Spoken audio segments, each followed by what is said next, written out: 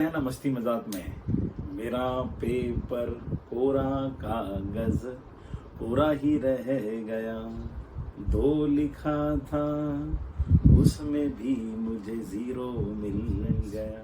हर जगह जब मैं देख रहा हूँ तो it's the time of exams. सभी हो, स्टेट बोर्ड के स्टूडेंट्स हो, सीबीएसई आईसीएसई के। फरवरी मार्च का महीना एग्जाम्स के महीने होते हैं, बोर्ड एग्जाम्स के महीने होते हैं, जिसमें हर जगह मैं देख रहा हूँ साल भर बच्चे पढ़ते हैं नहीं, आखिरी के मूवमेंट में सबकी पढ़ाई चल रही है। तो एग्जाम टाइम है। There are few things I would request you to follow during this exams.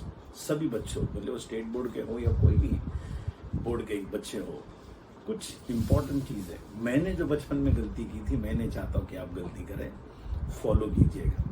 बहुत इंपॉर्टेंट है। हम देखते हैं ना, हम हर चीज़ पढ़कर नहीं जाते।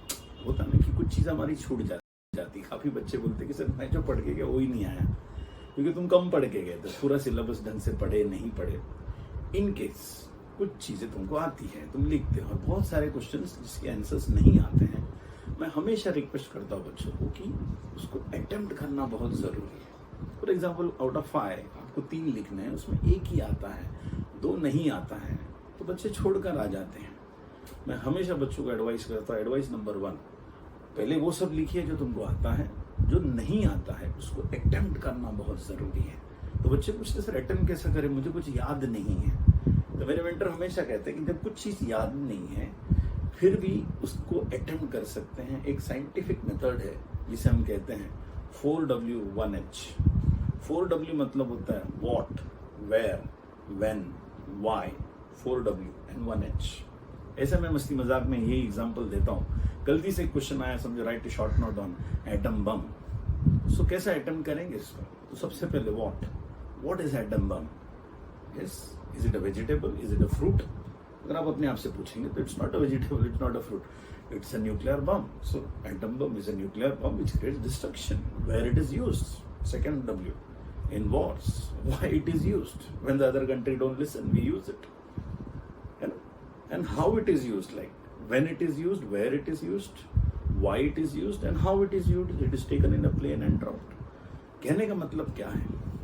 एक क्वेश्चन जिसका आंसर आपको आप सोच रहे कि नहीं आ रहा है, बिकॉज आपने शायद वो पढ़ा नहीं, इसके लिए नहीं आ रहा, बट कहीं ना कहीं आप लेक्चर में बैठे थे, टीचर्स को सुने थे, टेक्स्ट बुक रीड किए थे। We human being have that common sense. Use that common sense. 4W and 1H. So मेरा कहने का मतलब यही है, क्वेश्चंस वो भी अटेम्प्ट करना जो तुमको नहीं आता है। हो सकता है कि वहाँ पर कुछ मार्क्स आपको मिल जाए। मैं जब भी सुनता हूँ कि हमेशा टीचर्स लोग जो करेक्शन करने के लिए बैठते हैं वो मार्क्स छीनने के लिए नहीं, मार्क्स देने के लिए बैठे हैं। सो मैं हमेशा यही कहूँगा, attempt every single question which you know and all those questions which you still don't know, try to attempt. Choice वाले हैं तो छोड़ दीजिए, चॉइस नहीं है आपके पास है तो आपको लिखना चाहिए, सबसे पहली बात। दूसरा सबसे इंपॉर्टेंट मैं हमेशा कहता हूँ, जैसे कि अभी हमारा फर्स्ट पेपर है 1 मार्च को, बैर मिनिमम 3 दिन पहले पेपर की तैयारी शुरू करना साइकोलॉजिकल एडवांटेज होता है। अगर हम 2 दिन पहले शुरू करेंगे, अरे बाप रे 2 ही दिन है, मेरे से नहीं हो पाएगा। 3 दिन पहले 1 मार्च को है, तो जैसे कि आप 26 फरवरी, 27 फरवरी और 28 फरवरी 3 दिन पढ़ेंगे और 1 मार्च को एग्जाम लिखेंगे। क्यों 3 दिन? साइकोलॉजिकल एडवांटेज में। जब भी 3 दिन पहले सुबह उठोगे और पहले पेपर की तैयारी करोगे तो हमेशा अपने आप से एक ही स्टेटमेंट कहना है, there is only 1 paper. For example, English is the first paper, तो आप क्या कहोगे 3 दिन पहले जब सुबह उठोगे? There is only 1 paper in the board exam. तो बच्चे बोले no sir, there are 6 papers, there are 9 papers. मैं हमेशा कहता हूं there is only 1 paper in the board exam. Means what? समझो पहला इंग्लिश है, 3 दिन पहले आप इंग्लिश की पढ़ाई शुरू करते हैं और सोचते हैं 5वें 6ठे पेपर के, अरे और इकोनॉमिक्स बाकी, अरे वो फिजिक्स बाकी है। तो ना वो तो पढ़ने वाले हो नहीं, और जो पढ़ रहे हो उसके अंदर उसके बारे में सोचकर पूरा डिस्टर्ब कर देते हैं। तो 1 thing at 1 time. Her paper को उसी पेपर के टाइम पे उसी पेपर के ऊपर फोकस करना बहुत जरूरी है। तो 1 थिंग एट 1 टाइम। नेक्स्ट बहुत इंपॉर्टेंट, बहुत अहम चीज है, क्वेश्चन पेपर जब बाद में आता है, मैं हो सकता हूँ मेरा तरीका अलग है, बात करना समझाना अलग है। मैं तो हमेशा यही करता था कि मैं क्वेश्चन पेपर आने के बाद मैं उसके अंदर टफ क्वेश्चंस नहीं ढूंढता था ना। हमको आदत होती है कौन सी आंसर्स हमको आते हैं, कौन सी आंसर्स नहीं आते हैं। ऐसे देखते पता चला कि 3-4 आंसर्स आपको नहीं आते हैं ना, 3-4 ऐसे क्वेश्चन है जिसके आंसर्स नहीं आते। अब होगा क्या मेरे दोस्तों? पता तो चल गया 3 से 4 आंसर्स आपको नहीं आते। फिर आप वो आंसर्स तो लिखोगे नहीं, एक तो आते नहीं, आप फर्स्ट पेज पे आओगे और क्वेश्चन 1 सॉल्व करते करते, वो तो ऑब्जेक्टिव्स होता है, 1 मार्क 2 मार्क्स के सिंपल क्वेश्चंस होते हैं, वो लिखते टाइम जो आते हैं उधर लिखते टाइम उस क्वेश्चन के बारे में सोचते हो जिसका आंसर तुमको आता नहीं, वो लिखोगे नहीं समझो।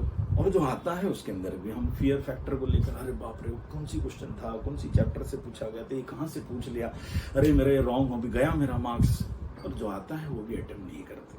तो मैं रिक्वेस्ट करता हूँ, क्वेश्चन पेपर आया, क्वेश्चन नंबर 1 से शुरू करो, उसको खत्म करो, क्वेश्चन नंबर 2 को खत्म करो, ऐसा करते करते जब वो टफ आएगा वहां पे मांगता तो जगह छोड़ दो और जाओ आगे, सब खत्म होने के बाद वापस आके उसका करो पूरा पोस्टमार्टम 4W1H करके उसको खत्म करो। Attempt every single possible questions, again I am telling, but don't see the paper, don't find which you know which you don't know, बहुत इंपॉर्टेंट। और इसी के साथ तीसरा सबसे इंपॉर्टेंट चीज है, पेपर छूटने के बाद क्वेश्चन पेपर को डिस्कस मत करो। काफी बोलेंगे पता लगाने के लिए कितना राइट है कितना रॉन्ग है, मैं रिक्वेस्ट करूंगा डिस्कस मत करो। पता चल गया कि 4 या 5 क्वेश्चंस रॉन्ग हो गए, आपके फिलिंग द ब्लैंक्स रॉन्ग हो गए, ऑब्जेक्टिव्स रॉन्ग हो गया, क्या रहेगा बताइए? Can you go inside and change? No, you can not change it.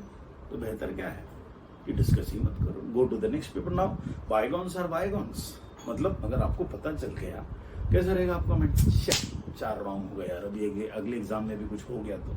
और वो बच्चा जिसने पेपर डिस्कस ही नहीं किया, उसको मालूम ही नहीं है कि क्या राइट है क्या रॉन्ग है, you can go to the next paper. So very carefully 3 tips आप इसी दरमियान फॉलो करेंगे एग्जाम्स के लिए। Thank you so much. ऐसे एक और वीडियो के साथ आपके समक्ष फिर से आऊंगा। Thank you once again.